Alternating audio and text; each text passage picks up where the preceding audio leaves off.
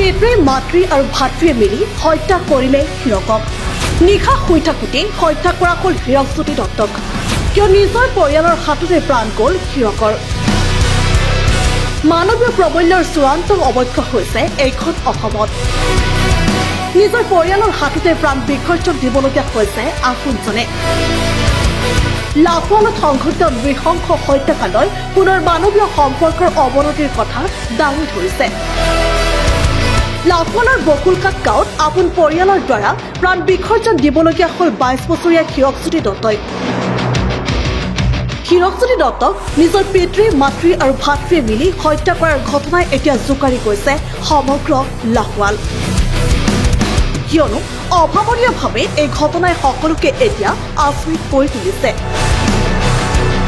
কিয় নিজ পিতৃ মাতৃ আৰু ভাতৃৰ হাতত প্ৰাণ বিসৰ্জন দিবলগীয়া হৈছে হীৰকে। এই কথাই সকলোৰে মনত তুলিছে এতিয়া প্ৰশ্ন।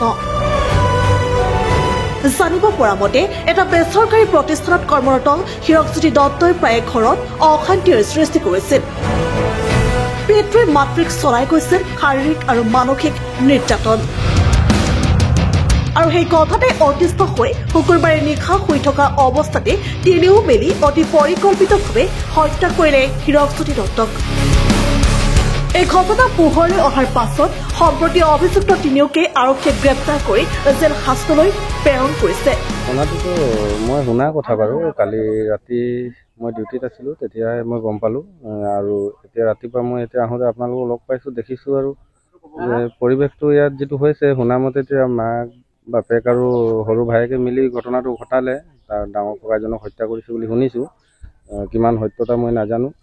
আৰু বাকী আৰক্ষী বিষয়া সিহঁতেতো আছে, আপোনালোকে চালেই। আৰু যিহেতু যিয়ে হৈছে ঘটনাটো বহুত দুৰ্ভাগ্যজনক। আৰু আমি মানে বহুত দুখ পাইছোঁ ওচৰ চুবুৰীয়া হিচাপেও, এনেকুৱা ঘটনা যাতে ঘটিব নালাগে। আৰু পৰিৱেশ এটা বিনষ্ট হৈছে এইটো কাৰণে। গতিকে এইবিলাক ঘটনাক লৈ মানে ৰাইজে ঘটনাটো দেখি যেনেকুৱা লাগিছে পৰিকল্পিত হত্যাকাণ্ড হয়। ঘৰৰ ইমান আত্মীয় স্বজনক হত্যা কৰাটো ইমান সাধাৰণ কথা নহয়, পৰিকল্পিত ঘটনা বুলিয়ে মই ভাবোঁ। মইতো ক'ব নোৱাৰোঁ। ৰাতি 12:30 বজাত ভাই ওচৰৰ ভতিজা এজনে মোক খবৰ দিলে এনেকুৱা কথা বোলে ইয়াত হীৰকক মাৰিলে। তাৰপৰা মই আহি খবৰ পাওঁ। তাৰপৰা দেখিছোঁ নহয় বোলে এনেকুৱা কথা, মাৰপিট কাটিলে বোলে, আৰু মাক বাপেক বোলে থানালৈ হাজিৰ হ'ল।